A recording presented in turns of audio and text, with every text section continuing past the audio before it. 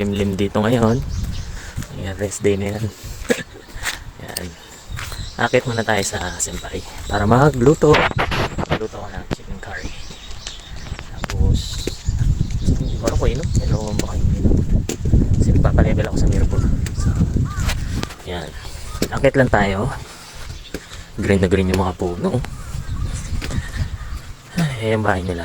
So, chicken curry ang gusto nila. Nagustuhan nila yung chicken curry ko. Diya, mata na eh. So, magluto tayo chicken curry. Woo! May nag-iigaw. Then, ito ang... Oh! Ganda ng view. Yung view dito. Yan. So, second day ng Yasumi. Yan, day ng kalayo. So, payapa. Ano ang huli ng mga ibon. Basta yan. Ang dam. Narinig nyo ba yung mga ibon? Ayun. Doon silang galing. Tapos, ayun sila. Pababayan. Yan. Yung doon, dagat na yan. Dagat yun.